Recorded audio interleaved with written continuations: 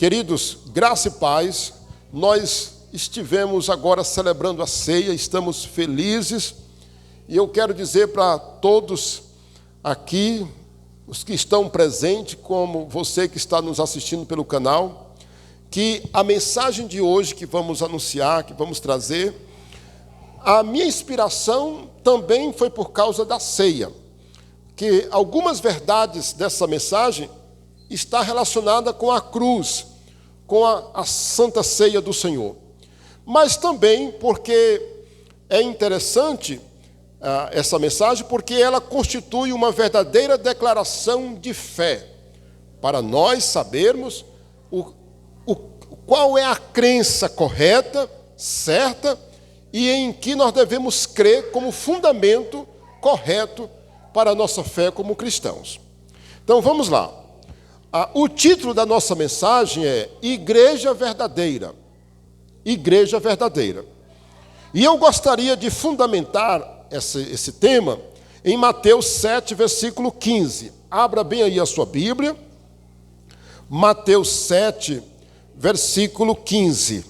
Ok? Mateus 7, versículo 15. Glória a Deus. Mateus 7, versículo 15. Acautelai-vos dos falsos profetas, que se vos apresentam disfarçados em ovelhas. Olha aí, meus irmãos. Mas por dentro são lobos roubadores. Será que esse versículo já não diz muita coisa? Pelos seus frutos os conhecereis. O que se entende por frutos? Atitudes, crenças, etc. O comportamento. Colhem-se, porventura, uvas dos espinheiros ou figos dos abrolhos? Assim toda árvore boa produz o quê? Bons frutos. Porém, a árvore má produz frutos maus. Não pode a árvore boa produzir frutos maus, nem a árvore má produzir frutos bons. Toda árvore que não produz bom fruto é cortada e lançada aonde, irmãos? Ao fogo. Assim, pois, pelos seus frutos os conhecereis. Nem todo que me diz Senhor, Senhor entrará onde, irmãos? No reino dos céus. Mas aquele que faz a vontade de quem? De meu Pai, que está onde? Nos céus. Versículo 22. Muitos naquele dia hão de dizer-me, Senhor, Senhor, porventura não temos nós profetizado em teu nome, e em teu nome não expelimos demônios, e em teu nome não fizemos muitos milagres? Então lhes direi explicitamente, nunca vos conheci, apartai-vos de mim, vós que praticais a iniquidade. Só para efeito de aprendizado, a palavra iniquidade, ela é pecado, mas ela tem um sentido diferenciado. O pecado, iniquidade, é aquele pecado que a pessoa sabe que existe, tem consciência dele, sabe que ele está na sua vida, mas ele acha ele ou gostoso, ou não quer se libertar dele. Não, eu sei, mas eu gosto. Não, eu quero continuar assim. Então, esse é o pecado que nós podemos chamar de iniquidade. Muito bem. Então, como eu falei em off, inclusive, nós precisamos entender que é muito importante analisar um texto como esse aqui e ver que Jesus disse claramente que são pelos frutos que se conhece a boa árvore, ou então ele cita os falsos profetas, dizendo que esses falsos profetas, se você observar, você vai perceber como é de fato o comportamento deles, a ideia deles, o que eles ensinam. Então, muitos vêm disfarçados como ovelhas, mas são lobos. Então, pessoal, é muito sério. Ele conclui lá no final do texto, dizendo que muitos naquele dia vão dizer o quê? Senhor, nós expulsamos demônios, Senhor, nós pregamos, nós profetizamos em teu nome. O que ele vai dizer? Apartai-vos de mim, eu não vos conheço. Porque nem todo aquele que me diz Senhor, Senhor, entrará no reino dos céus, mas aquele que faz a vontade. Irmãos, tem muita gente enganada. Tem muita gente enganada, sabe por quê? Porque ela acha que ela está certa, porque ela faz alguma coisa certa para Deus, ou então até mesmo ela se sente usada em alguma coisa para Deus, mas no fundo, ela nunca foi transformada, e ela nunca deixou algumas coisas que deveria ter deixado. Ela crê em coisas que não deveria crer, ela defende o que não deveria defender, por isso no dia do juízo, ela vai até alegar, mas Senhor, eu não estive congregando numa congregação. Senhor, será que um dia eu até não expulsei um demônio no teu nome, Senhor? Será que eu não orei também? Será que eu não li a Bíblia? Eu lia, Senhor. Mas a pessoa nunca mudou completamente como deveria mudar. Irmãos, eu posso imaginar a enorme decepção de muita gente, irmãos. E o pior, não vai ter tempo para se arrepender. Pois Senhor, pois agora eu creio. Pois Senhor, pois agora eu quero dizer que eu quero. Não vai ter tempo. Irmãos, a Bíblia apresenta Jesus como nosso advogado. Nesse dia ele vai ser o juiz. Olha que coisa, irmãos. Não pode mais. Nós não vamos ter a oportunidade de se arrepender quando ele vier. Quando ele se manifestar. Agora, Senhor, eu quero me arrepender. Eu quero mudar. Não! Não vai ter tempo, não vai ter oportunidade, não vai ser possível. E eu quero apresentar para vocês algumas características de uma igreja que crê verdadeiramente, não é? De crenças que são bíblicas e que nós devemos crer, defender e viver. Vocês ouviram bem? Crer, defender, ou seja, eu advogar que essas crenças devem ser praticadas e viver. Eu não devo só crer, eu devo viver. Olha aí a primeira. Bora ver a primeira. Qual é a primeira crença que nós devemos defender, crer e viver? Crer que Jesus Cristo veio em carne, que morreu na cruz para salvar o mundo, ou nos salvar, que ressuscitou ao terceiro dia, que subiu visivelmente para o céu, ou ao céu, e está à direita de Deus, e de lá intercede por nós. Você entendeu essa verdade aí? Você chega a compreender? E você que está me assistindo pelo canal, talvez você diz assim, pastor, eu não consigo entender por que essa verdade aí é tão importante.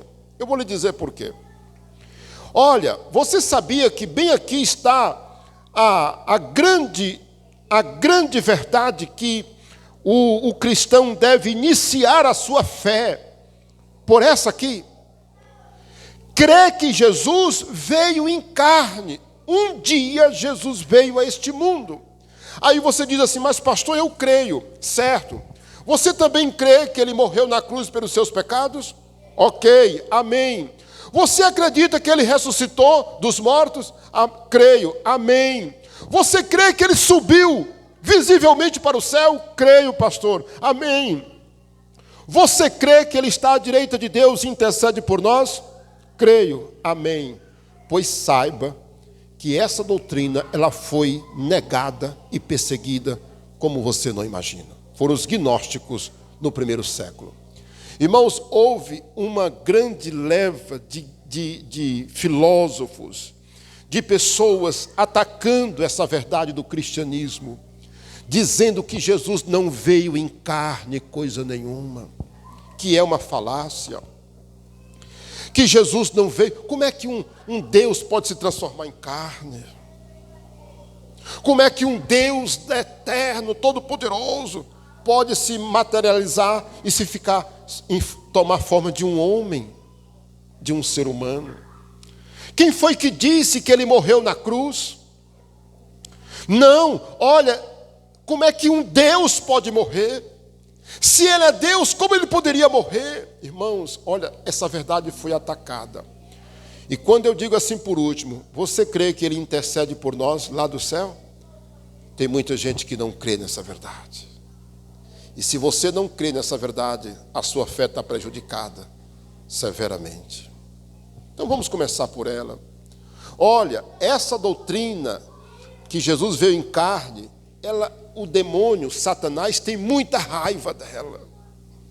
Você não queira saber o tanto que os demônios têm raiva, ódio dessa verdade. Inclusive, é uma maneira de saber se uma pessoa, quando ela está possuída, não é? Quando ela está em êxtase, sabendo se você tem dúvida se é uma coisa boa ou não, você pode perguntar: confesse que Jesus Cristo veio em carne. Quando é demônio, pessoal, a pessoa trava os dentes, ela não fala. O demônio não gosta de confessar que Cristo veio em carne. E João fala que quem nega essa verdade é o espírito do anticristo, irmãos. Está lá em 1 João. É interessante você fazer uma consulta na primeira carta do apóstolo João, que está perto de Apocalipse, ok? Se inscreva no canal, mande essa mensagem para outras pessoas. Vamos para a segunda. Olha aí a segunda crença importante para a nossa fé. Crer em Cristo como o único Salvador, Senhor e mediador entre Deus e os homens. Eu cometi uma pequena falha, porque não li os textos sobre que Jesus veio em carne e que intercede por nós. Mas eu vou anunciar para você João 1,14 e Romanos 8,34. Em João 1,14 diz que ele veio em carne e habitou entre nós, ele se fez carne. E em Romanos 8,34 diz que ele está à direita de Deus e intercede por nós. Olha aí quem intercede por nós. Quem é que está intercedendo lá no céu por nós? Jesus de Nazaré, aleluia, o Filho de Deus. Muito bem, agora voltando aqui para a segunda, né?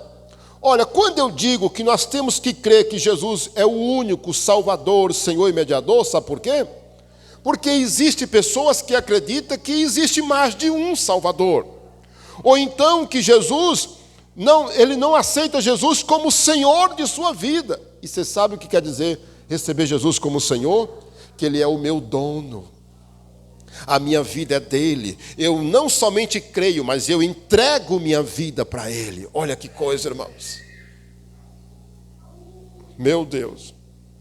Aceitar Jesus como Salvador, todo mundo diz: quem é o teu Salvador? Jesus.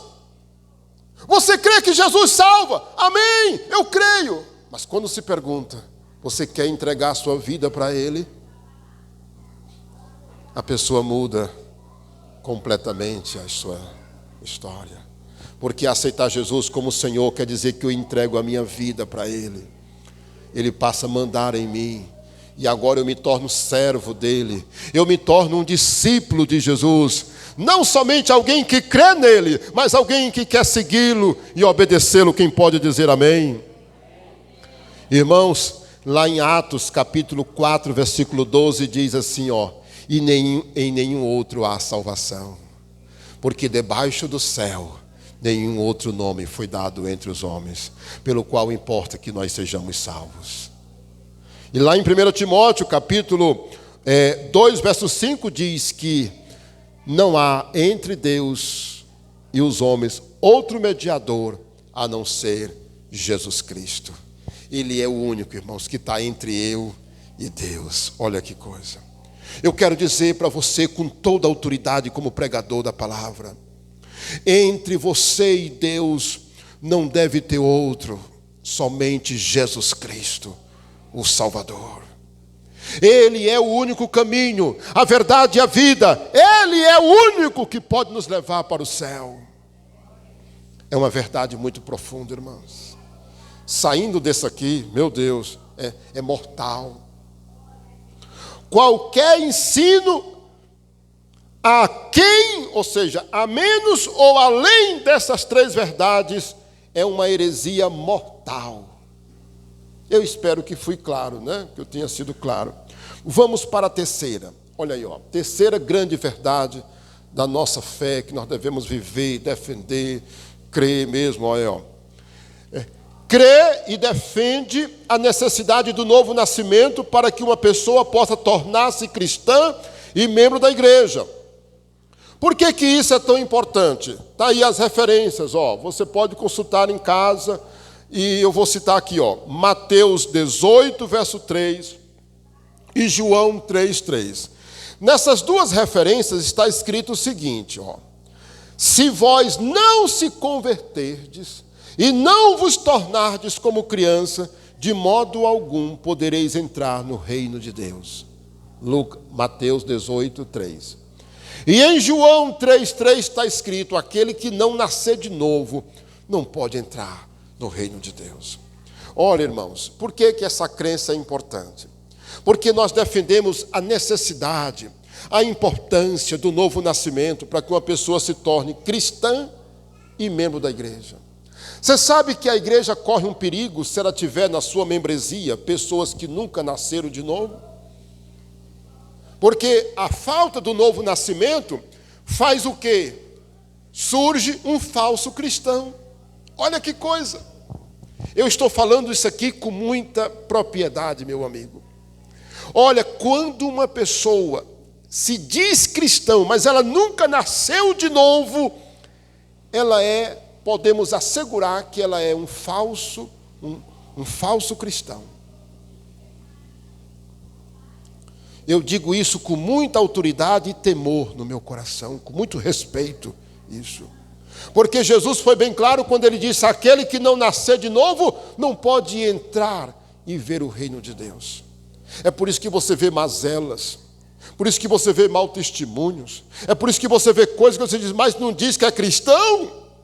Mas ele não disse que é um cristão, e por que que ele faz isso? Ou então, por que que fulano disse que é um cristão e fez isso? Possivelmente, alguns atos, não vamos julgar todos, mas algumas coisas acontecem porque a pessoa nunca nasceu de novo.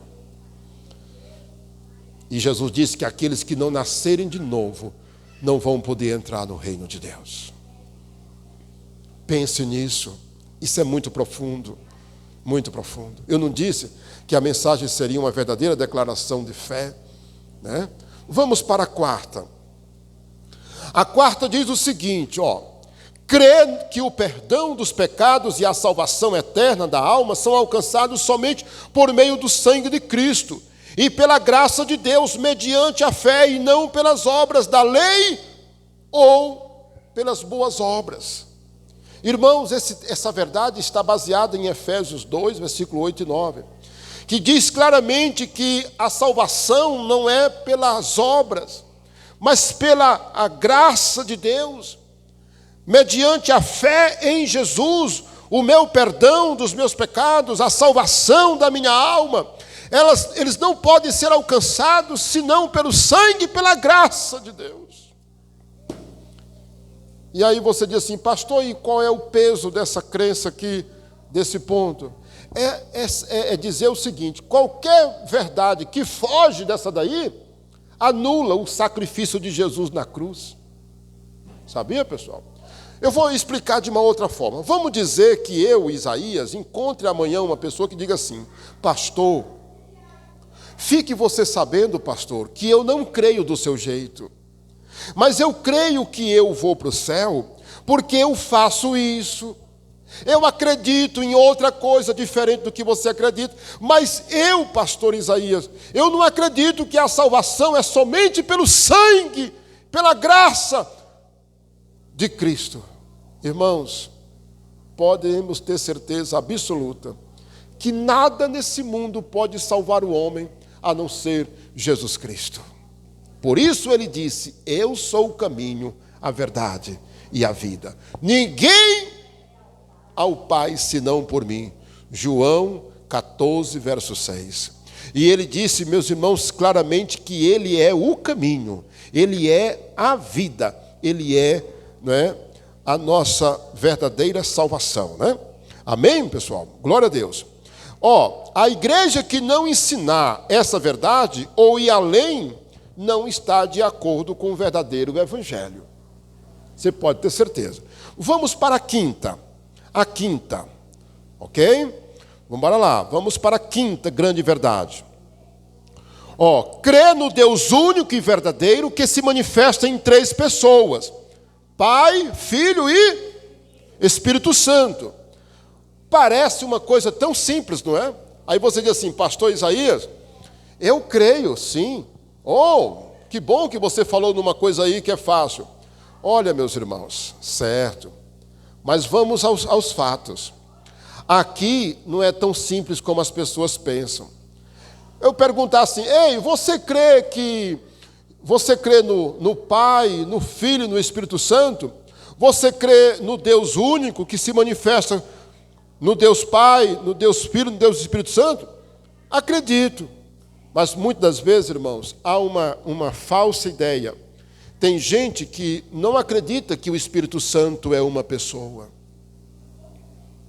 Tem pessoas que falam que o Espírito Santo é uma força. É como se fosse uma energia e não uma pessoa. Tem gente que acredita em Jesus, mas ele não acredita que Jesus é Deus. E tem tantas crenças, meus irmãos, seitas, heresias perigosas, destruidoras, que afirmam que Jesus não é Deus. Colocam Jesus na categoria de um anjo, por exemplo. Olha, eu não estou jogando conversa fora. Eu quero chamar, viu, irmãos, a sua atenção, como crente, para você saber defender essas verdades. Você, inclusive, deve saber onde mostrar isso na Bíblia. Você saberia mostrar para alguém na Bíblia onde prova que Jesus é Deus? Será que você está preocupado em saber mostrar isso para alguém, que Jesus é Deus? Eu quero lhe dar algumas sugestões. Apocalipse capítulo 1, Colossenses capítulo 1, por exemplo. Evangelho de João, capítulo 1, com exemplos. E aonde, pastor Isaías, prova que o Espírito Santo é uma pessoa? João 14, João 15, João 16. Você vai ver que Deus mostra o Espírito Santo, ou melhor, Jesus, quando fala do Espírito Santo, fala que ele enviaria um outro Consolador. A palavra outro, irmãos, aí é diferente do nosso português, porque no nosso português nós só temos outro mesmo. Quando eu falo outro, é vasto. Mas olha, na língua grega, quando Jesus disse assim: e eu enviarei outro Consolador, sabe, olha que coisa, eu acho isso fantástico. O grego, ele é muito mais rico do que o português, sabia? Em vocabulário. Os termos são muito mais assim, ricos. E aí Jesus usou, no nosso português, trazido para o grego, do grego para o português, o outro comum é hétero. É o outro comum, que pode ser outra caixa, não é? Outra pessoa, outra fruta. Me dá uma banana aí. Ou então, agora pega outra fruta. Pode ser uma laranja, pode ser uma manga. Mas quando se refere a outro igual, sabe qual é o termo do grego? Allos. Jesus usou lá em João 16, irmãos. E eu enviarei o allos, que quer dizer outro da mesma espécie. Irmãos, que coisa fantástica. Eu quero dizer para você que o Espírito Santo é uma pessoa. Quando Jesus disse que enviaria outro Consolador, ele está dizendo: eu enviarei outro do mesmo essência que eu. Um outro, mas é um outro igual, com uma função diferente. E a Bíblia diz que o Espírito Santo vem para nos ensinar, para nos mostrar o caminho. A Bíblia diz que o Espírito Santo se entristece, ele veio para nos guiar. A Bíblia diz que o Espírito Santo intercede por nós, então ele tem atributos de uma pessoa. Eu acredito que eu não poderia ser mais claro do que eu estou sendo. Uma crença ou um credo que nega essas verdades, do ponto 5, não é isso?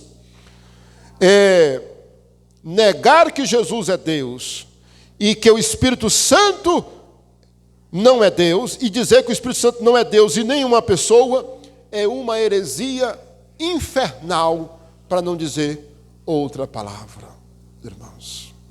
Então, o Espírito Santo, ele é uma pessoa, tá bom? Então, que Deus nos abençoe. Vamos para a sexta. Olha aí, ó. Sexta grande verdade, devemos crer, defender e viver. Ó. Crer que a igreja é o corpo de Cristo. O povo de Deus, incluindo tanto judeus como gentios, que os crentes são individualmente membros do corpo de Cristo e membros uns dos outros. Essas verdades estão lá em Colossenses 1:18 e 1 Coríntios 12:27. Lá em 1 Coríntios fala, meus irmãos, que nós somos membros do corpo de Cristo e individualmente membros desse corpo. Eu estou citando o versículo, então não precisa nem eu leio aqui. E lá em Colossenses 1:18 fala que Jesus é o cabeça da igreja e que a igreja é o seu corpo. Olha que coisa, irmãos. Aí o que essa verdade tem a ver com a gente? É muito importante. Sabe por quê? Porque tem tanta gente que confunde a igreja. Tem tanta gente que não sabe o que é a igreja. Irmãos, a igreja é o corpo de Cristo. E eu, individualmente, eu sou membro desse corpo. E tem mais, eu sou membro uns dos outros. Sou membro de outro irmão. Ou seja, nós precisamos um do outro. A igreja é formada de membros. Como lá no início, nasceram de novo. Se arrependeram. Se converteram. Nasceram de novo, agora são de Jesus. Esses são os membros da igreja. Você pensa que é qualquer pessoa que é membro da igreja? Não, eu quero. Certo, você quer? Pois está aqui o processo. Aceite Jesus como seu Salvador. Seja batizado. Entregue a sua vida para Jesus. E você será convertido mesmo. E assim será um membro da nossa igreja, ou do corpo de Cristo. Olha, o que tem de gente, irmãos, desprezando a igreja. Chutando. Para ser salvo, eu não preciso ir para a igreja. Para eu entrar no céu, eu não preciso ser membro de uma congregação. O quê? Se a Bíblia diz que nós somos membros do corpo de Cristo e individualmente membro. Meu Deus! A Bíblia está dizendo que eu individualmente eu sou membro do corpo de Cristo. Significa que você não quer perder nenhum membro do seu corpo, não é verdade? Você quer perder alguma coisa do seu corpo? Quer perder uma orelha? Quer perder a mão? Quer perder o braço? Quer perder um pé? Um dedo? Você não quer perder. E por que a igreja pode perder? E por que a pessoa não quer fazer parte da igreja? E por que a pessoa despreza a igreja? Para mim tanto faz. Tanto faz? Vai nessa, para você ver o que vai dar no futuro. Por isso que Jesus disse: nem todo o que me diz Senhor, Senhor, vai entrar no reino de Deus. Vamos para o ponto 7. O que diz aí o ponto 7? Crê que a Bíblia Sagrada é divinamente inspirada por Deus. E é a única regra de fé e prática do cristão, sendo composta de quantos livros, irmãos? 66. Aí você diz: pastor, eu creio na Bíblia, amém, aleluia, glória a Deus. Você crê. Agora vamos aos detalhes. Você crê que a Bíblia realmente é divinamente inspirada por Deus? Olha que diferença isso faz. A Bíblia, queridos, é um livro que merece todo o nosso respeito. Talvez eu esteja falando para alguém que despreza a Bíblia porque diz que a Bíblia é um livro velho, caduco. Querido, você não sabe o que você está dizendo. Porque cientistas famosos do mundo inteiro, e quando eu falo cientista, eu estou lembrando dos cientistas que vão desde da parte biológica, desde essa parte que examina mesmo a natureza do ser vivo e comprova por A mais B que a Bíblia fala a verdade, do que aqueles que pesquisam na arqueologia, na história, e etc, e etc. E eles chegam a conclusões fantásticas. A Bíblia tem razão. A Bíblia tem razão.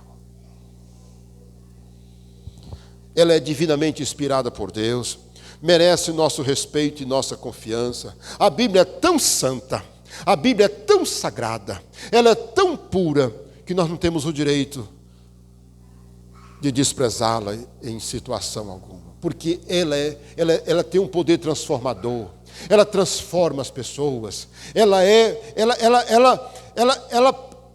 a prova de si mesma que ela é a palavra de Deus, porque ela transforma, ela muda as pessoas. E outro detalhe, eu creio na Bíblia, pastor, que ela é a única, ela é divinamente inspirada por Deus. Eu vou fazer a outra pergunta, você faz dela a sua única regra de fé e prática? Ou seja, você só obedece ela, ou obedece mais uma coisinha ali, pega mais uma coisinha ali, tem um livro a mais. Pastor Isaías, tem um livro aqui, aqui, pastor, um livro que eu gosto muito. Ei, olha, não, na minha fé, eu leio a Bíblia, mas também leio outras coisas. Não dá certo. Ela é a única regra de fé e prática do cristão. Esse detalhe, irmãos, ele é tão importante que você não faz ideia. Número 3. Quantos livros tem a sua Bíblia? Aí eu estou partindo para a história, para o cano. O cano são o conjunto de livros, é chamado de cano. Não é cano, é cano, com N no final. Esse é o conjunto de livros que os pais da igreja, na era apostólica, entenderam que eram os livros sagrados.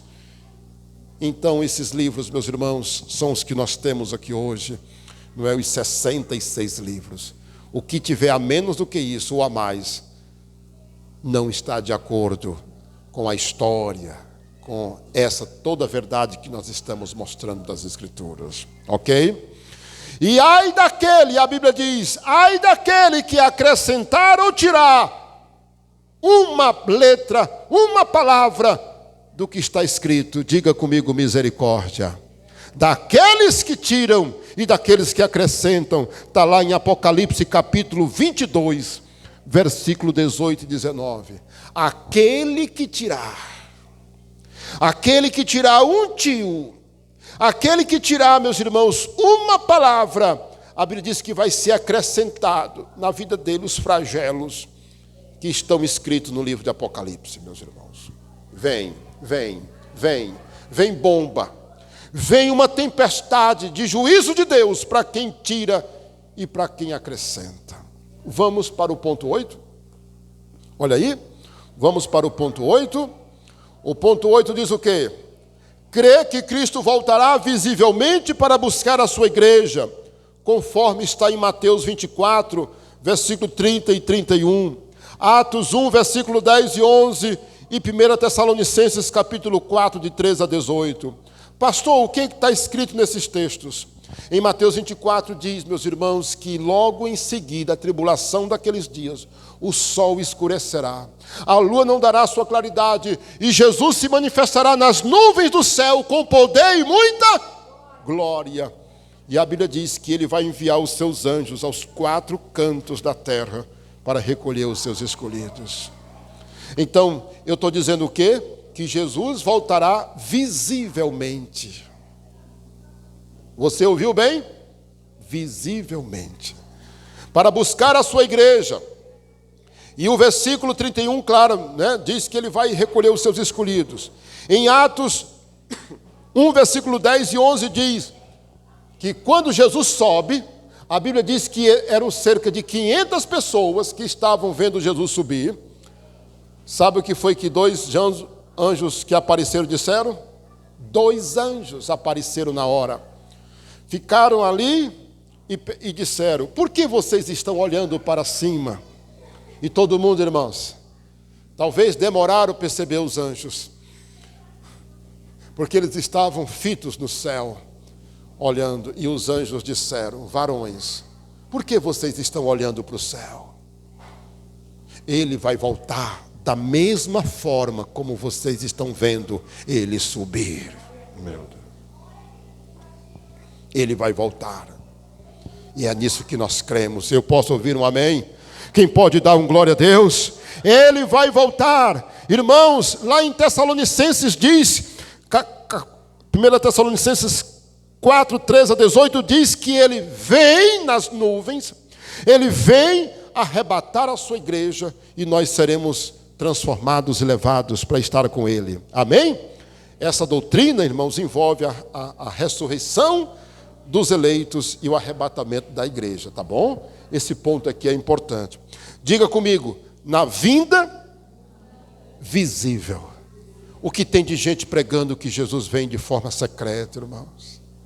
Tem uns, irmãos, seitas que dizem que Jesus já veio. O sangue de Jesus tem poder. Irmãos, conheça a palavra para você saber, né? E vamos concluir? Olha aí o ponto 9. Olha aí o ponto 9. O ponto 9 é essa aí, ó. Crê no céu, na recompensa dos santos, no inferno e no juízo final para a condenação dos ímpios. Opa, bora lá, bora por parte. É muita informação, não é? Pois muito bem. Olha, nós devemos crer no céu. Nós devemos crer na recompensa dos santos, nos galardões. Um dia eu vou pregar, você vai ouvir o pastor Isaías pregando sobre os galardões. Certo? Mas eu quero dizer que a Bíblia deixa bem claro que Jesus disse assim, ó: na casa de meu pai há muitas moradas, se não fosse assim eu vos teria dito, pois eu vou preparar-vos lugar, e quando eu preparar eu voltarei e vos levarei. Olha, nós aguardamos o céu. Nós aguardamos o céu. Nós cremos no céu. Jesus vai voltar, quem pode dizer amém? Nós cremos no céu, nós cremos na recompensa, nós cremos no inferno como lugar de condenação para aqueles que não se arrependeram. Olha, meus irmãos, esse texto, deixa eu olhar aqui um pouco para o nosso horário. Olha, eu faço questão de ler com vocês Apocalipse capítulo 20. Estamos concluindo. Vai aí, ó, se preparando e mandando essa mensagem para uma outra pessoa, tá bom? Compartilhe, se inscreva no canal e dê o seu like. Também aperte o sininho, compartilhe para que muito mais pessoas possam ouvir essa mensagem de Deus e serem abençoadas por Deus. O que diz em Apocalipse capítulo 20, versículo 11? Ó, vi um grande trono branco e aquele que nele se assenta, de cuja presença fugiu a terra e o céu, e não se achou lugar para eles. Vi também os mortos, os grandes e os pequenos, postos em pé diante do trono. Então se abriram os livros, ainda um outro livro, o livro da vida. E foi aberto, e os mortos foram julgados segundo as suas obras, conforme o que estava escrito nos livros. Deu o mar os seus mortos e o que nele estavam, a morte e o além entregaram os mortos que neles havia, e foram julgados um por um, segundo as suas obras. Então a morte e o inferno foram lançados para dentro do lago de fogo. Esta é a segunda morte, ou seja, a condenação final, o lago de fogo, o verdadeiro inferno, viu, irmãos? O inferno é esse aqui, o verdadeiro mesmo, o lago de fogo. E o versículo 15 diz: e se alguém não foi achado escrito no livro da vida, esse foi lançado para dentro do lago de fogo. Meu Jesus, eu quero dizer uma coisa para você. Se eu não fosse um cristão, ao ouvir uma mensagem como essa, eu correria. Se eu assistir de noite, eu procuraria a igreja de noite. Se eu assistisse de manhã, eu iria procurar a igreja ainda durante o dia. Ligaria para um cristão e diria para ele: eu quero me entregar para Jesus. Eu quero tomar a minha decisão. Irmãos, que verdade, irmãos. Livros que contam tudo. E serão julgados baseados nesses livros. E abriu-se um livro. Esse livro não tem muita coisa, só nomes. Olha que coisa, irmãos. A Bíblia diz que o livro da vida será aberto não para contar a história e dizer se vai ou não. O livro da vida é só para apresentar os nomes, irmãos, e dizer: olha, Se alguém não foi achado escrito nesse livro, joga. Lança ele aqui, lança ele no lago de fogo. Que coisa, meus irmãos. Jesus amado, o lago de fogo, Jesus falou dele também, né? Do inferno, aonde o bicho não morre e nem o fogo se apaga. Está lá em Marcos, meus irmãos, Jesus falando do inferno, né? E aí, pessoal, eu quero concluir. Tem uma observação bem interessante, ó.